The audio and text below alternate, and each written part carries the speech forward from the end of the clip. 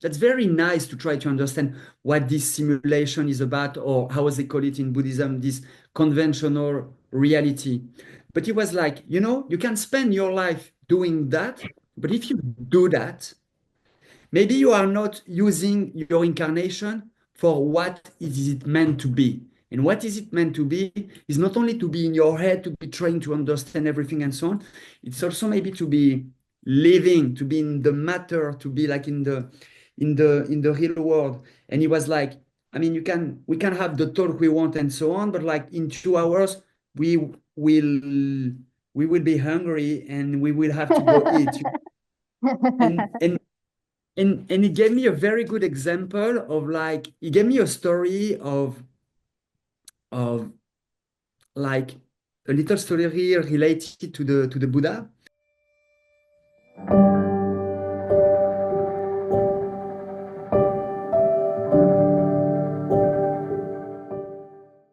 So, welcome, Loic, to my show. I'm very Hello happy. Abhidasha. Yeah, happy to see you after a long time. I think almost 2 years. I'm seeing you. Of course, I have spoken with you. Loic, I think when I met him in Rishikesh, so what I like about it, like you were like very easy go person. Everybody was comfortable around you, and you made everybody comfortable. Not without not too many efforts you put it, but it happened naturally. So that was really nice thing about you. I didn't know that you were doing something researching for the book, and then you are in the journey of making that book in a different kind of book in terms of spirituality, in terms of research. But I'm really happy that now today you are going to share with us that journey, which includes everything from Paris to India, and of course there are many different destinations in between them, via those destinations you have been to India. So I would like to introduce to everybody that Loic Hecht, he is a French author and journalist, and you have almost 20 plus years of experience. You have written many books in French as of now, and then you have directed one documentary which was very famous, I think, at that time, right? Ceuta, the prison by the sea. So that's the one thing. And of course, he has contributed to many publications. And I think those publications are mostly deals in fashion and luxury, like Vanity Fair, right? Vanity Fair, GQ, and Vice and Snatch, right? Those four publications, Yeah, yeah, and that's right. they're mostly deals into luxury and fashion. And the book you are going to write, it's completely different from that particular word right now. It's more about like inner mechanism you are going to deal with in this book. So the idea and the central theme of this conversation is not only about your book, it's also your journey as the person, how this the thing have changed for you, or the outlook has been changed over the period, like in these last 2 years when you're working on the book. And you came to India almost 2 years back now, at the end of 2023, right? Yeah. In the month of December for the new year, you were here. So almost 2 years, it will be 1.5 year, I can say, as of now. My first question would be as I mentioned, on your Instagram account, you didn't have any plans for India in 2023, but it was a very sudden plan, and it was kind of impulsive, or you can say it was out of intuition, like both the things will be like that only.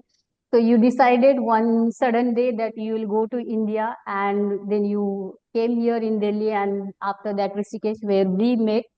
So I would like to understand what was that particular, mechanism of your mind at that time, and why you chosen India that particular point of time.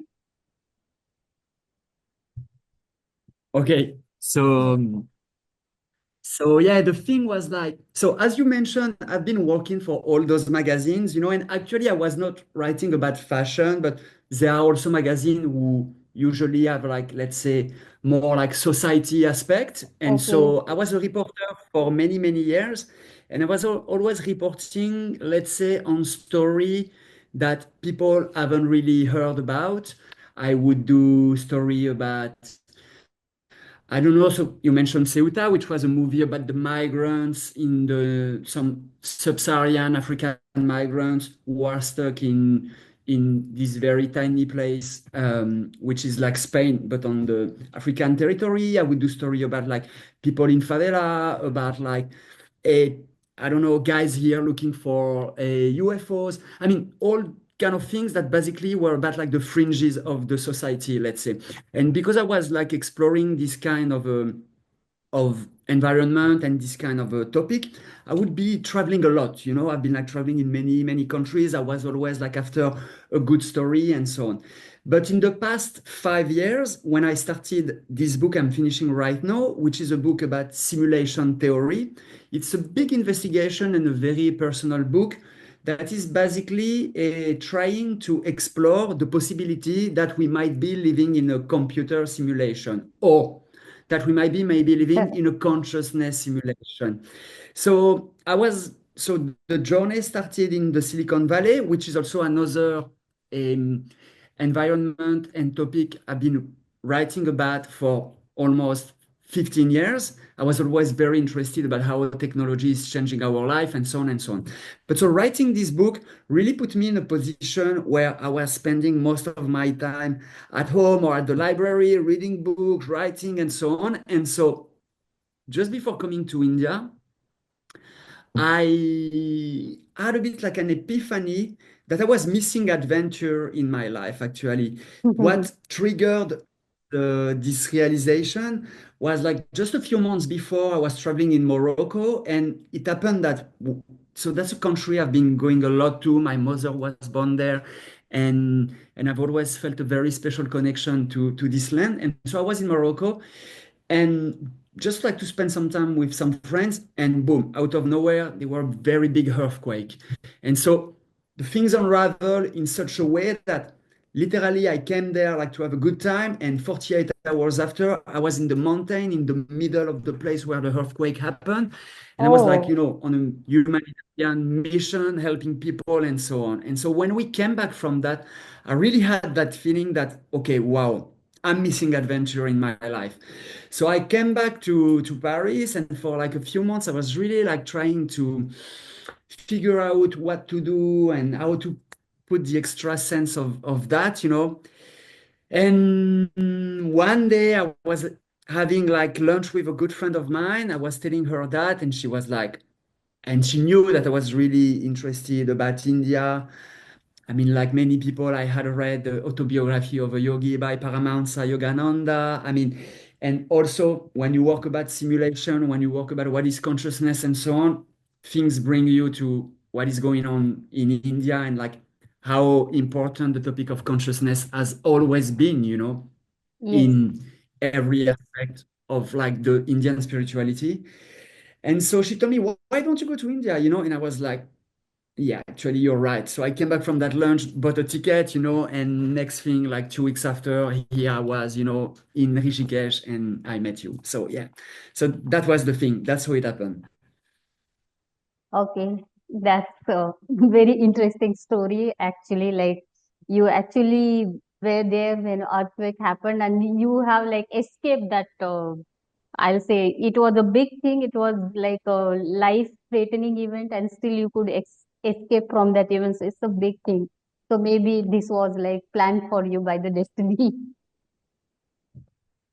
It honestly was, yeah, it was very, very violent, earthquake. I mean, me, I was fine, but like, I mean, yeah, thousands of people died, it was very Yeah. surprising event, I mean, I was going a lot to Morocco, so I could never, and I was not relating Morocco with earthquake, But, so when it happened, like your brain just doesn't understand what's going on.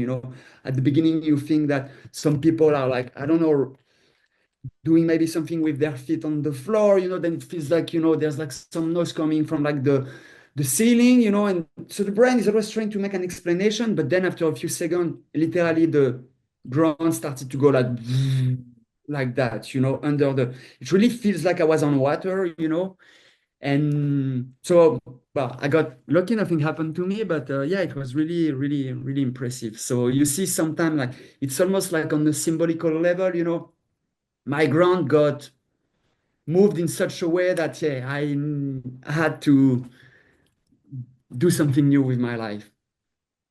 Okay.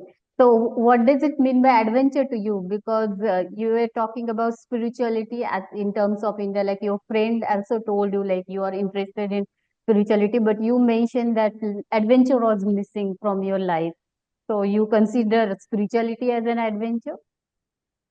Oh yeah, I mean, yeah, definitely, but so it was really like, so coming to India was really like mixing literally everything that was at the center of my life. Because so I started this book on simulation theory, which came really from like, let's say, a more technology aspect about like simulation theory could seem a bit like, crazy or like really a bit like off. But when you start to look what we have discovered about quantum physics in the past century and so on, well, you start to realize that actually this is not such a stupid theory to think that our reality, let's say at the physical material level of it, is a bit like working in the same manner that we would do video game or simulation and so on. But when I started, so when you start to go into that topic, about like, okay, maybe simulation, then the next question you start to ask yourself is, what is reality?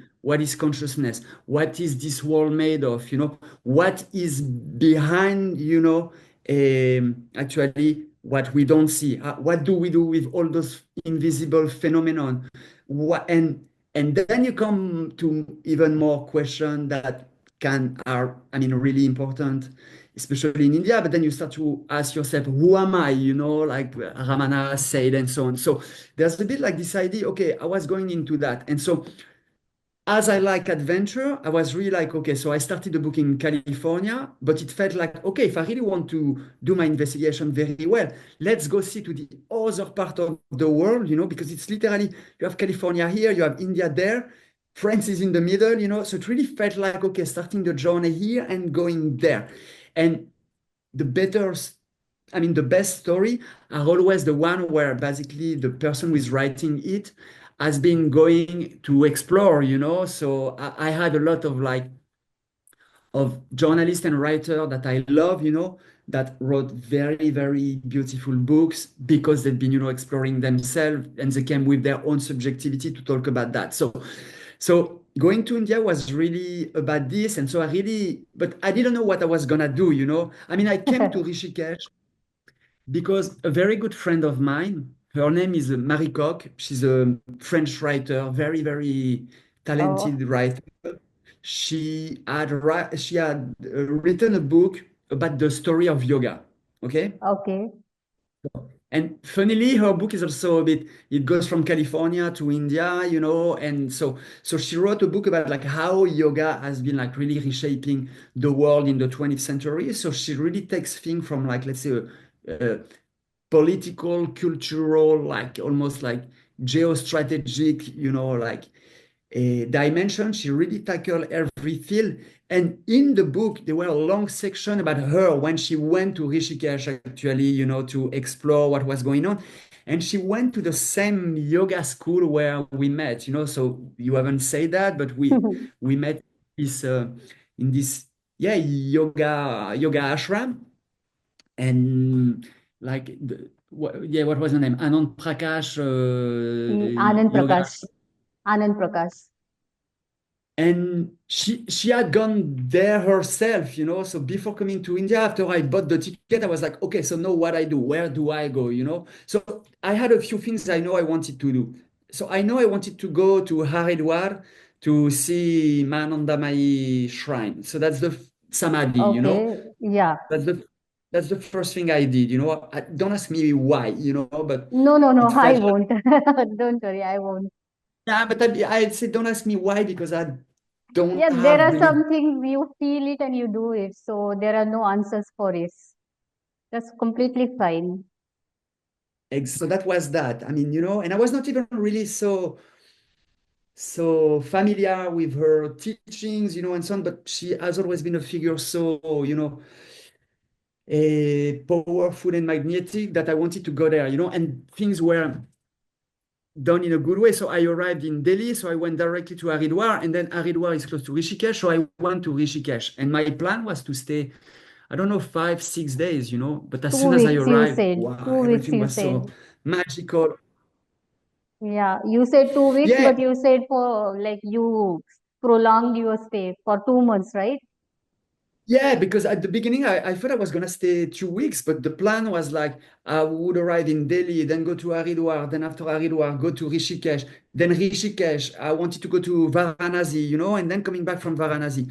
But then I arrived in Rishikesh, and I met all those amazing people and you among them, And I was like, okay, it's not possible. I cannot only stay here 5 days, I don't want to start to decide, okay, like 3 days here, 5 days there, and no, I really wanted to feel to go with the flow, and that's a funny thing. But like also the people I know who are very connected here in France, who are really connected to India, all of them were telling me, don't make plans, like India has its very own way. Let Yeah. things flow, don't try to. So that's very funny because so I had the ticket, I had a train ticket to go to Varanasi and so on already, and I just decided to cancel everything and I stayed in Rishikesh for first, I think I stayed for maybe 10 days or 2 weeks, Yeah. and and then one day talking, with you and other people that were with us, at the ashram.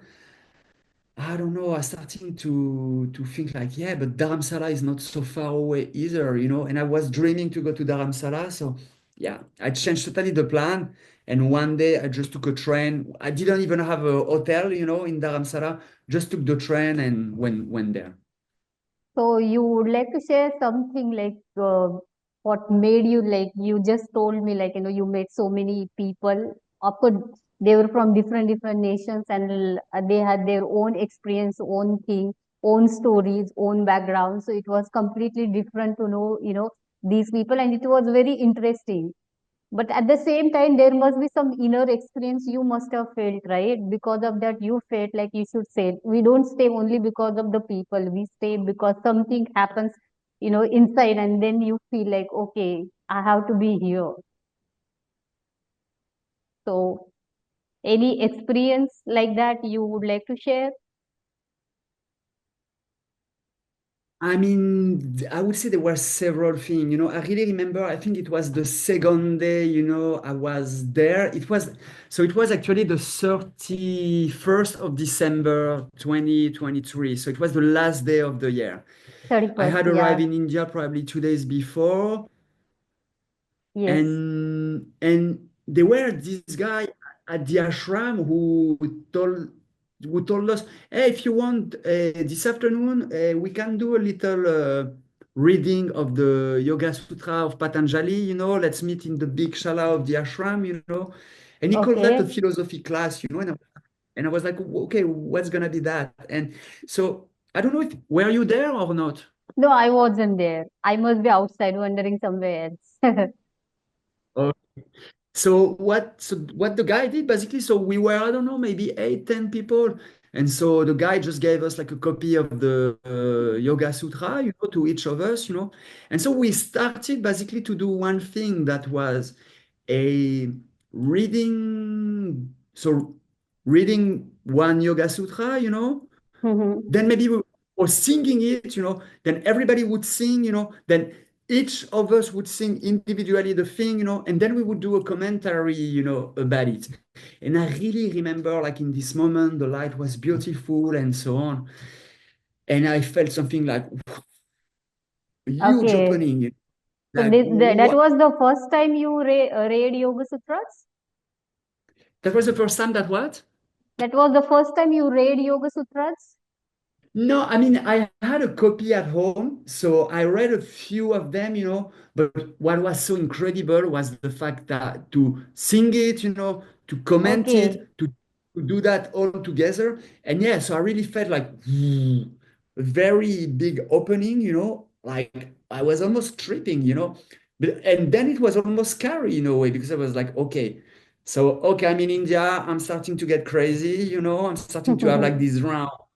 And so then after it, so then so that's the mind that basically enters in the process of like the opening and who's like, whoa, whoa, whoa, what's going on here?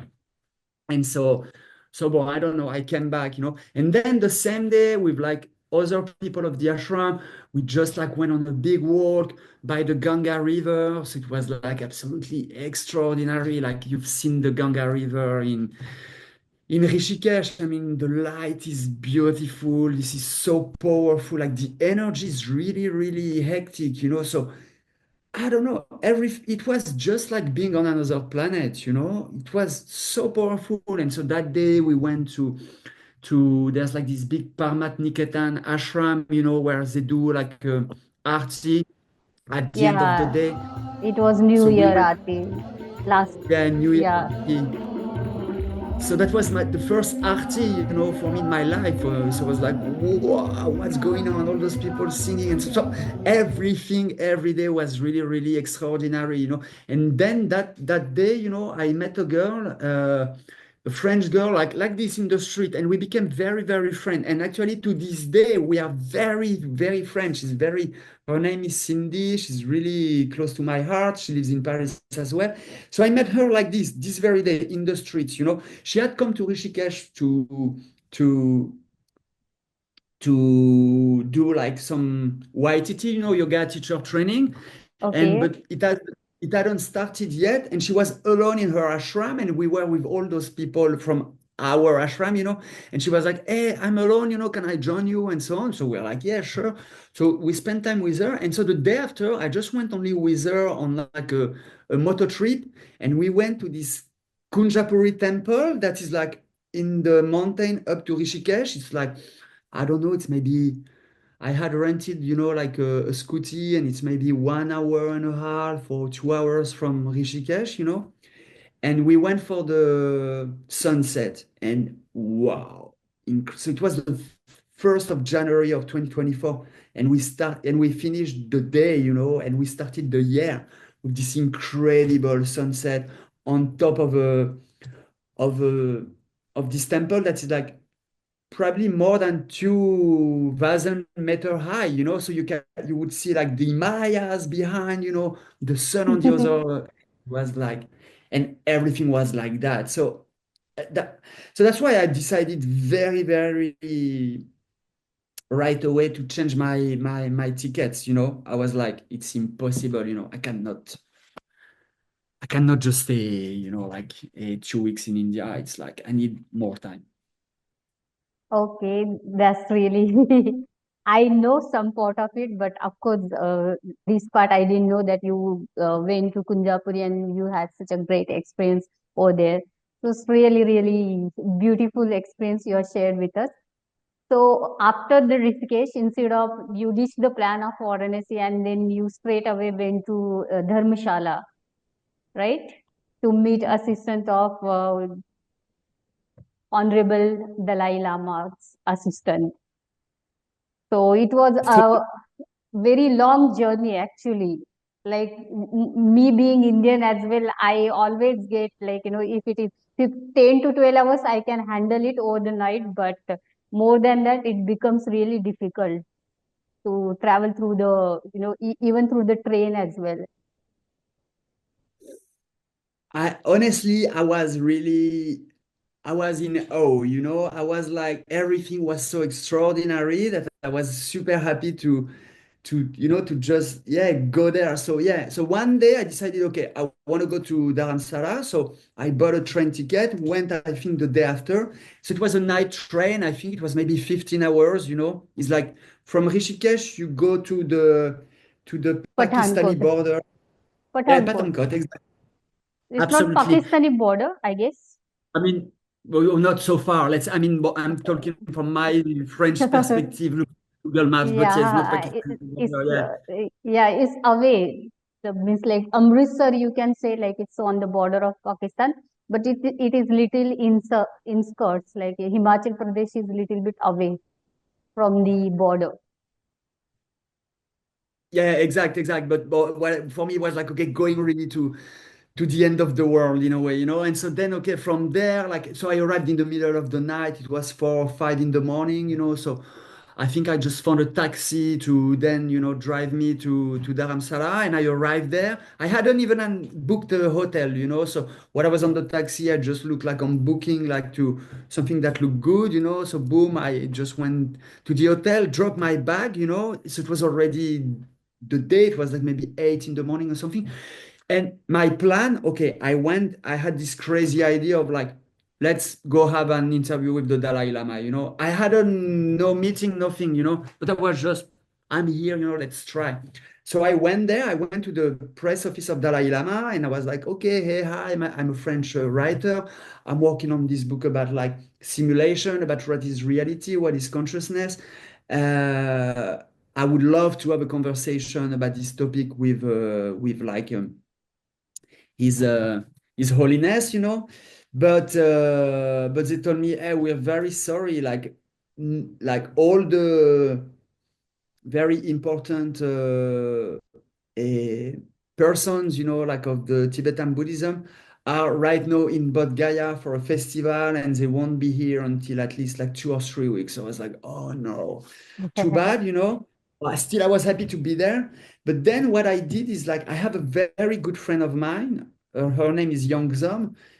She's a Tibetan, and she lives here in Paris. She's been born here in Paris and so on. So, but I knew that her mother goes a lot to Dharamsala. She's very connected to the community. So I wrote to Youngzom, you know, and I was like, can you ask your mother, you know, if like, so I'm in Dharamsala, I wanted to meet Dalai Lama, is not there, but it's fine. But can you ask your mother if there is like, you know, someone who could, yeah, I could talk to have an interview about like, you know, all my research topic. And the mother told that I should talk to Geshe Lagdor, who was like spiritual assistant of Dalai Lama for like 20 years, who was also his translator from Tibetan to English.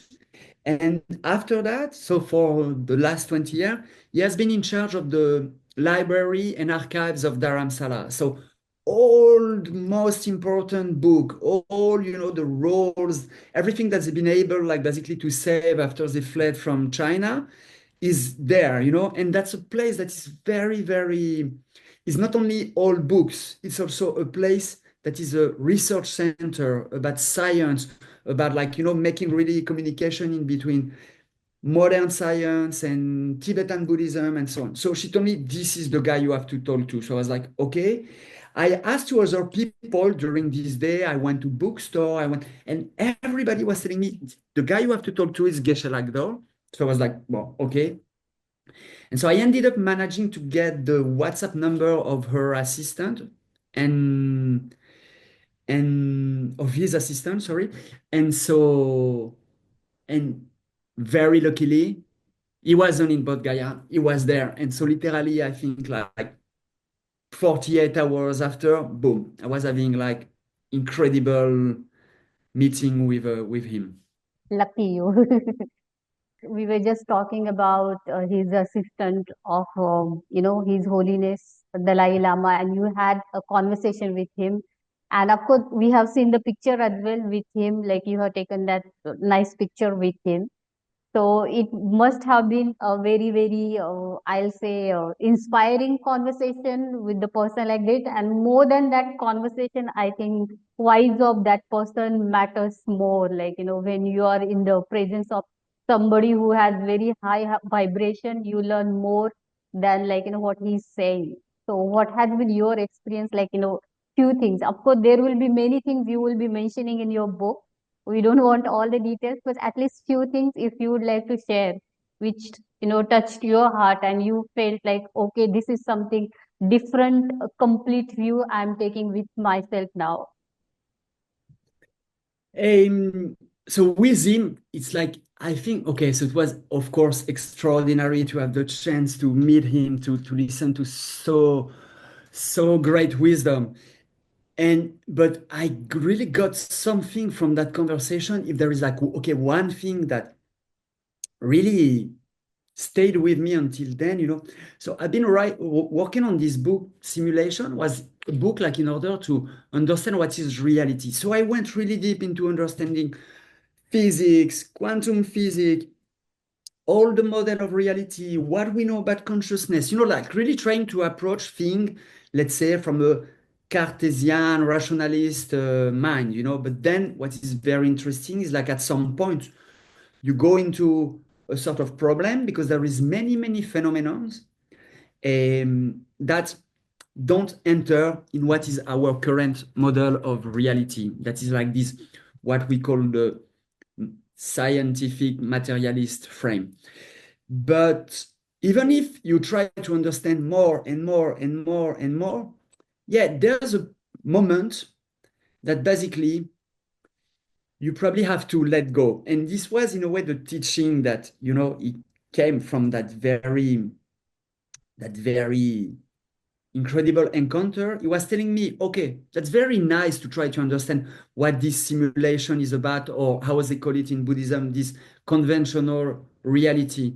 But he was like, you can spend your life doing that, but if you do that, maybe you are not using your incarnation for what is it meant to be. And what is it meant to be is not only to be in your head, to be trying to understand everything and so on. It's also maybe to be living, to be in the matter, to be like in the real world. And he was like, I mean, we can have the talk we want and so on, but like in 2 hours, we will we will be hungry and we will have to go eat.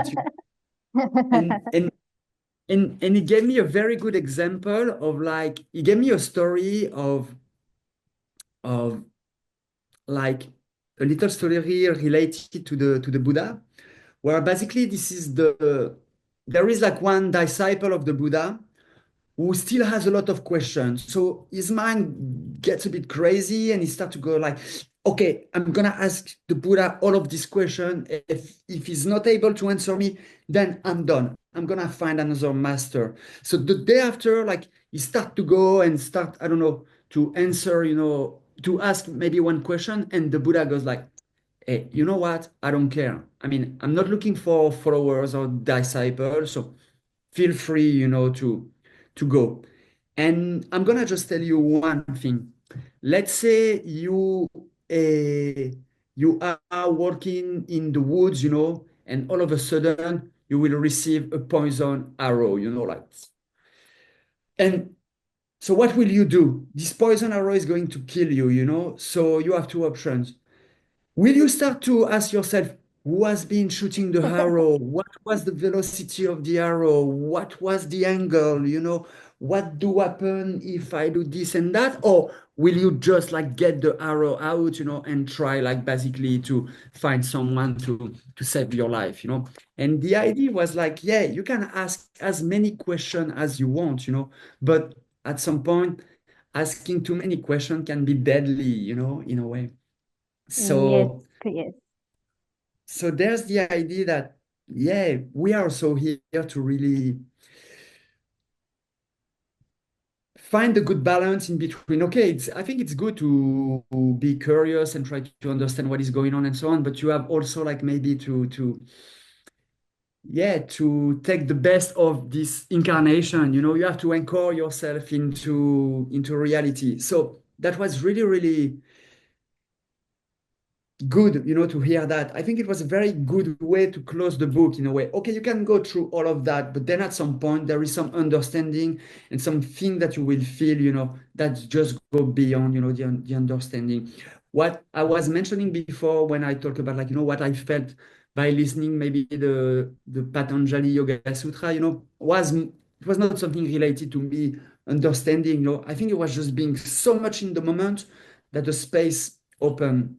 And in regard to your question about like, did I felt, some very powerful thing in the presence of some master, or I had this a lot in the south of India. I've spent quite some time in Tiruvannamalai in Tamil Nadu, which is a place, which is the place where there's this very famous mountain called Arunachalam. Arunachala. And so yeah, Arunachala being like one incarnation of Shiva on earth, and this is the place that actually after Ramana Maharshi got his Enlightenment. enlightenment, where after he became a Jivan Mukti, he knew about Arunachala and he felt cold. So he just decided to leave his family and just walk until he came to Tiruvannamalai. And so he stayed in the temple and then in the mountain and so on. And so for those two reasons, there is so many people nowadays that are going there. And there is many masters in that place. It's incredible. And so I had the chance to actually follow the teachings of two of them. One, she's an Indian woman. Her name is Gangama, and she does a satsang every day, and it's very incredible. You At the just go, same place? yeah, every day, every morning, and sometime in the afternoon. And so it lasts 1 hour, 1 hour and a half. It's always start with a meditation.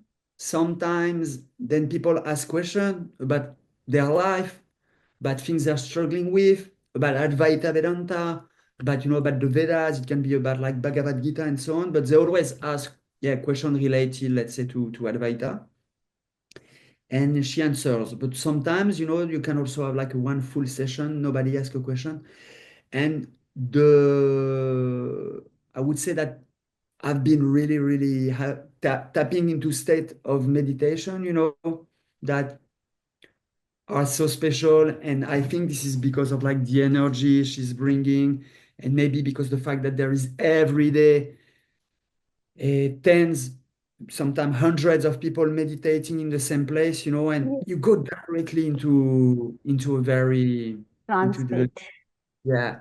So one day she was joking about like nobody asking question, and she was like, yeah, so everybody's in samadhi, and yeah, it's like, and it's a weird state because like it feels like you could be almost sleeping, but you're not sleeping. You're in. So I had that, and I also followed the teaching of a very interesting master who's actually based in Rishikesh. His name is Swami Atmananda. He's a, I think he's a guy who was for a long time an Orthodox priest. He's from Okay. Belgium, and but then at some point, like his way brought him to India and to Advaita, and so now he has this ashram in Rishikesh. But he goes once a year to Tiruvannamalai in January to do 10 days of teaching. And so we were studying. So it was at the beginning of this year, of January 2025. We did like 10 days of studying so a text of Ramana. I think it's called Upadesha Saram, if I'm right. Okay. And so it's a very short text, actually. It's almost like So it's a 30 little, teaching of Raman Maharshi. yeah. Is And wow, this was also very strong energy and teaching, and some things were definitely flowing, I really, after that, it's very interesting because I take things a lot from the mind, even if I try to be as much as possible in my presence and so on. But like, I mean, we don't choose who we are, and for me, yeah, understanding and almost like I would say, like the awakening goes through the intellectual. And this guy, I think, is a bit wired in the same way, So he was explaining things, sometimes, using terms such as phenomenology or this kind of thing that I was like, oh, wow, so interesting to all of a sudden get that teaching about Advaita, but also with those concepts that are, let's say, more ingrained in Western philosophy. And that helped me a lot to connect a lot of dots that I had, a lot of things that I had heard about Advaita and so on, but all of a sudden, things started to connect. And sometimes when you have the connection, then you get like Bulb. you get, yeah, little enlightenment moments. So yeah, long story short, being with those masters, yeah, definitely. Okay. But how did you dealt with the like now I think in Paris as well it's a high temperature over there because it's summer. So how did you dealt with the the weather condition over here? So did you feel those were like taxing or demanding weather conditions?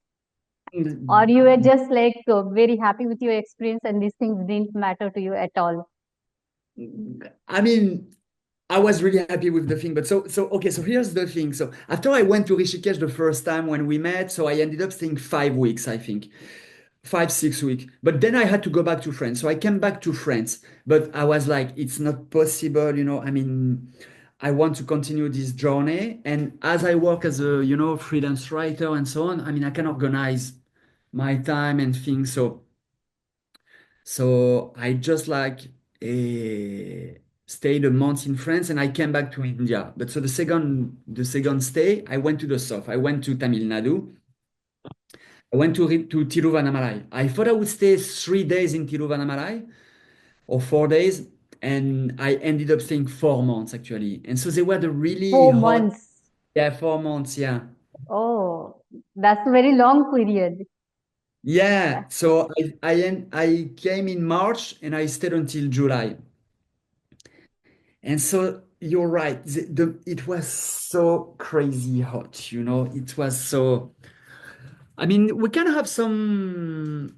It can be hot here in France. I think like right now that summer, so it's probably like 35 degrees. Like right now, especially we're having a bit of a heat wave in France. But in Tamil Nadu, It must be humid as well, along with the heat. when I was, it was not so humid. In Okay. a way, thank God, but it was 40, 45, sometimes Oh, 48. And and the thing was like I could handle it, but until a point that I think after 3 months of being in the heat, my body really started to have a hard time. And the last month, I was struggling a lot actually. I was having nausea. It was, yeah, I could not eat so much. Yeah, it was really, really, really that hard. was After actually extreme heat then. 45, 48. It was extreme heat then. And I think our body, and maybe especially like a French body, was not designed to deal with. No, no, even Indian body cannot handle this. This was very extreme. Like, I think it was in the news as well because 45 plus is too high.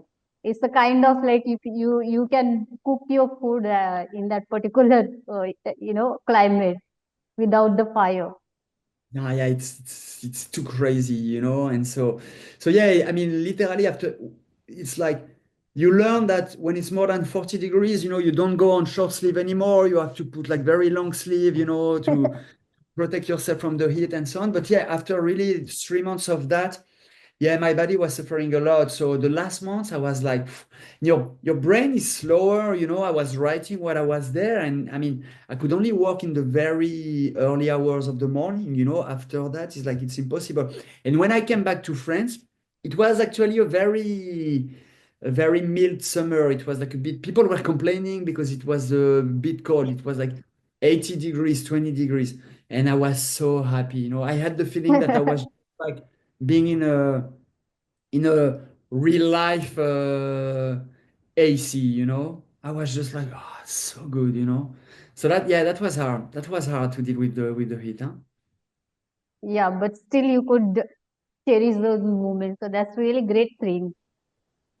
Like me myself cannot handle 45 48 degree being in Mumbai. We have humid climate, but we don't get plus 40 temperature over here. So we are also not used to of it. So you could bear it being from that cold climate. like being in the humid and heat. So it's really great. So it was a tapa for you actually. Yeah, I mean, it was crazy. But okay, still, it was, I mean, I was so happy to be in India that it was like, okay, whatever. Okay. So now I just want to understand. So did you know yoga or yoga philosophy before coming to India? Like, what was the thing you said, like this book journey started from like this from California and then it has ending in India. But your spirituality, like, of course, before coming to India, you had that inclination towards spirituality. So, what was it like? From where it was coming? It was through the people, like from certain people, or it was through the books, or what was it?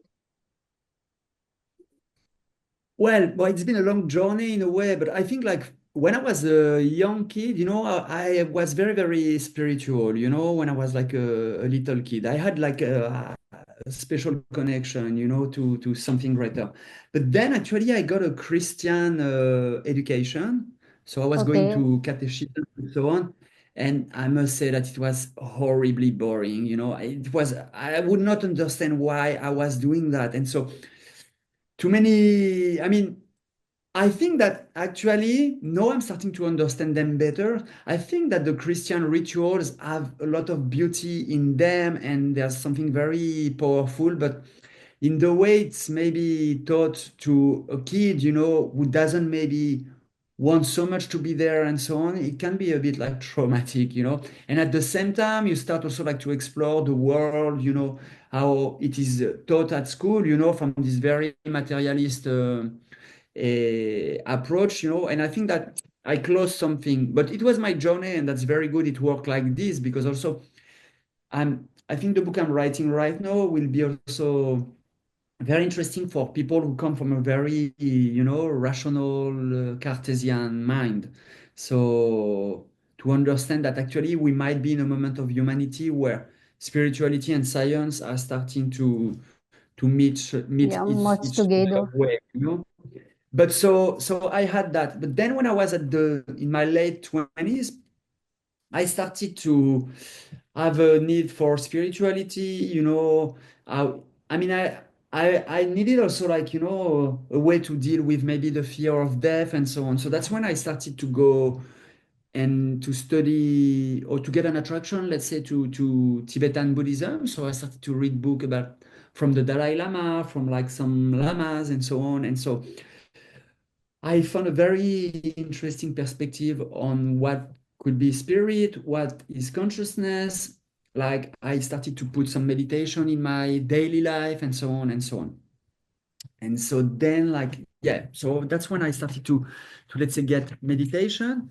And then in the years after, when I started to work on that book about like simulation, and when I started to meet people who were like bringing a very interesting, let's say, a take on how reality could be working. People who are, yeah. There's this guy, Tom Campbell, who's like a physicist and who's a very mystic guy, actually, but he's a physicist. So he really approached what is reality from like a scientific mind. And he became a very important person, very important character, in my book. I started to have a lot of interview with him and so on. And talking with him, yeah, really gave me, I would say, a good way to approach spirituality, but once again, trying to reconnect it to a more scientific things. And what was interesting with him, he was like, okay, so we know all of this about how reality is working, but he was like, how do we make sense of quantum physics?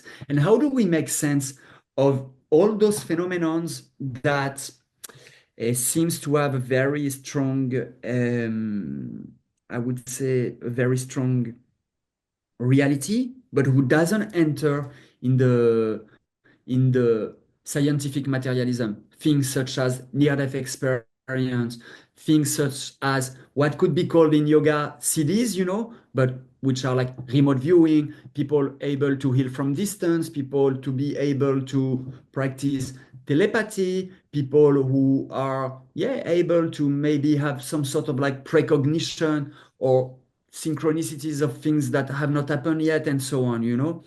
And what is interesting is like this has been all over the main Hinduist books, you know, like in the Vedas and so on. I mean, autobiography of a yogi is filled with crazy miracle stories and so on. And Tom Campbell was one of the people, you know, bringing, let's say, a more rationalist approach to the topic, but still, you know, there was some mystery out of it. So I started to really go into that, you know, and then when COVID happened also, it was a time of we were so confronted to our mortality and so on that, you know, I really came to looking more and more answers. So I went, yeah, I really went into many books that were, you know, tackling the topic. That's also a moment where, you know, we were stuck at home, so we had to do sports. So that's when I started to practice asanas also and so on. So everything really started to, you know, get all together. And I was very curious. I was tremendously curious. It was like I had a thirst for is for stories, for understanding all of that, that I went into all of this. So that's when, yeah, after like, I got a bit like, okay, I mean, I don't know so much, but I was like, okay, I think I understand where like Tibetan Buddhism is coming from. What's next? And so that's when I started to get more into, let's say, the Indian cosmology and the Indian yoga. Okay, okay.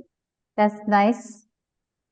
So I want to understand now you have like you started during COVID, understanding, spirituality, yoga in better terms and in more in, I'll say, in action terms, like you started working on it and then you had the journey as well.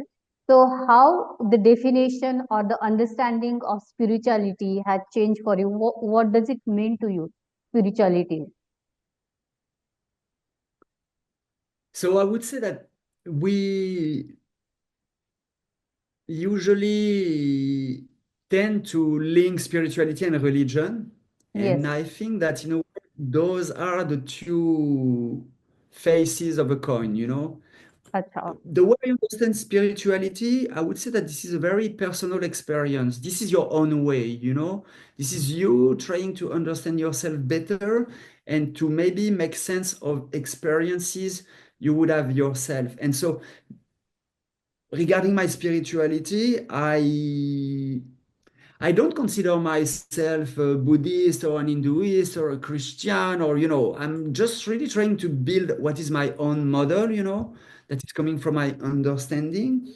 I think that we are living in a big consciousness system where we all have a sense of our own individuality. We are all little, you know, kind of like unit of consciousness.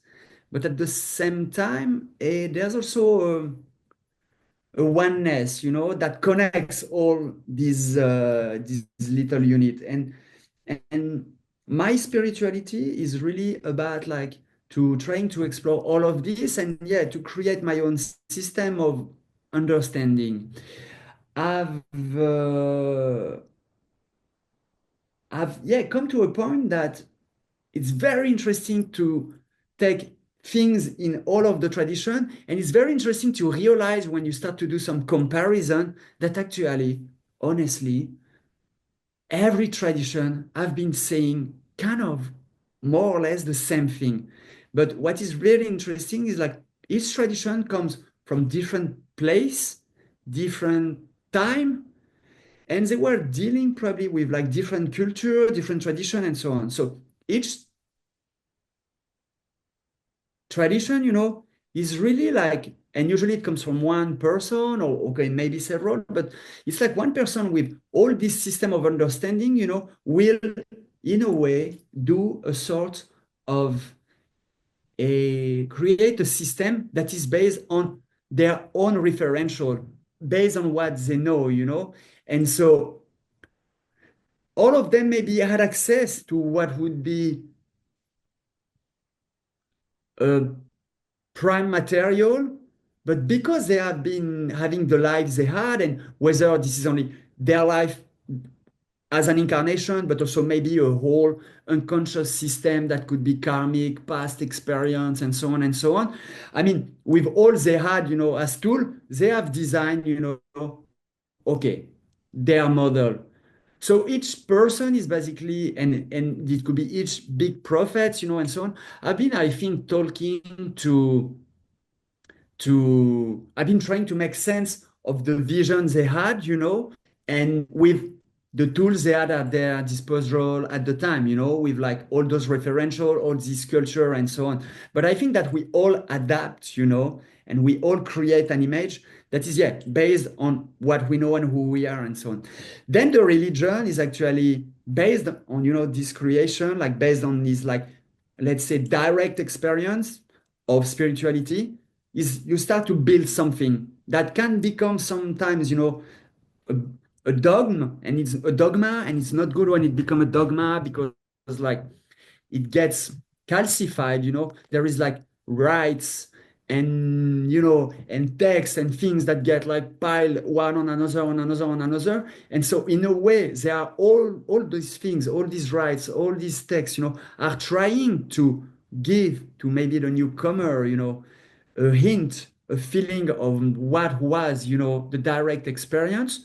But yeah, you end up kind of like losing that.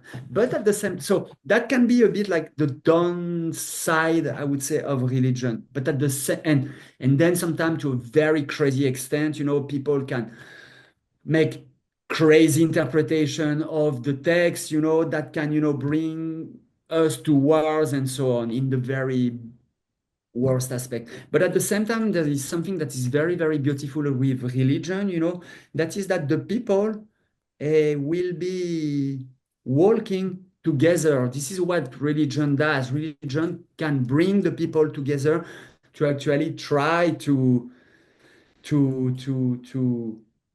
embrace, the spirituality. So we said spirituality is kind of like the direct experience, and then religion is like a way to embrace together as maybe a community, what has been the experience, and to walk the way together.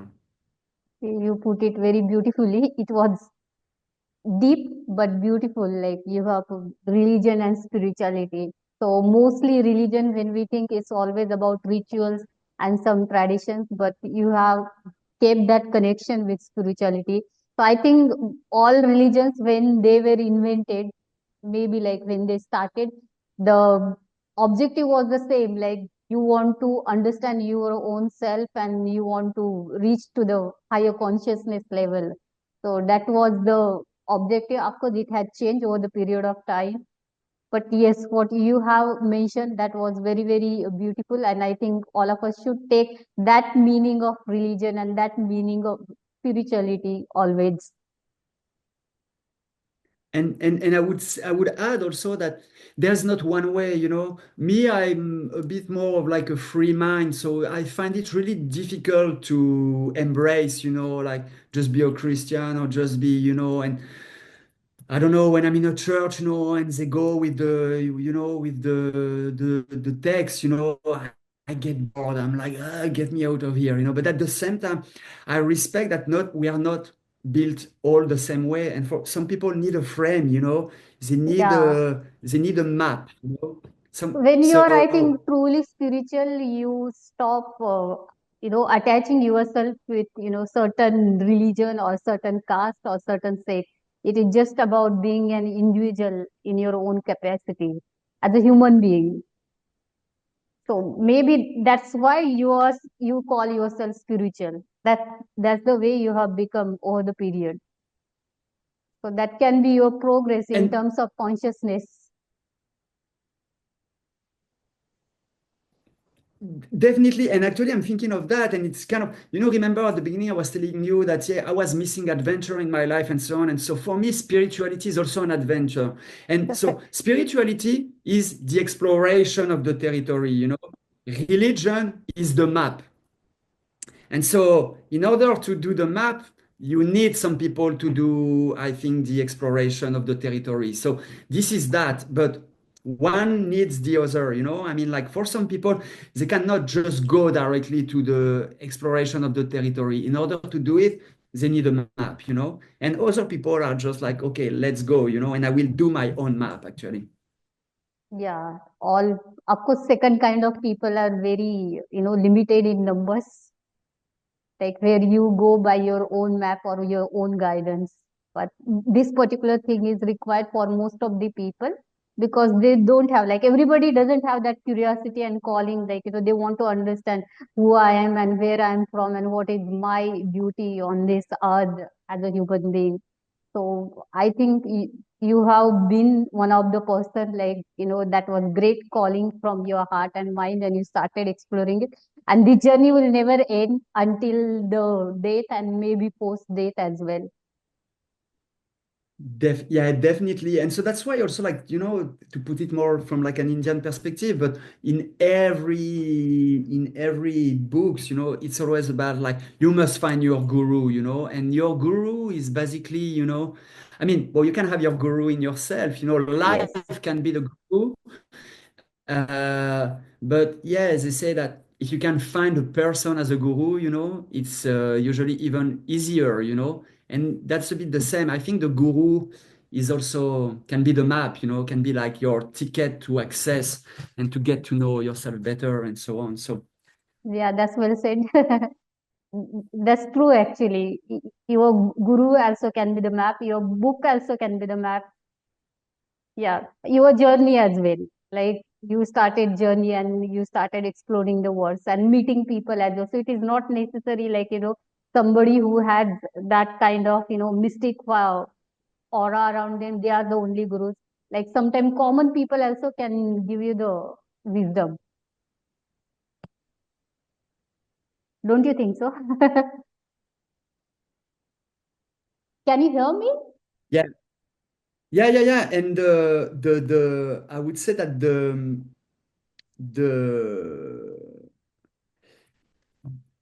there's something that is like going, you know, without guru, like following yourself, you know, is the wild way.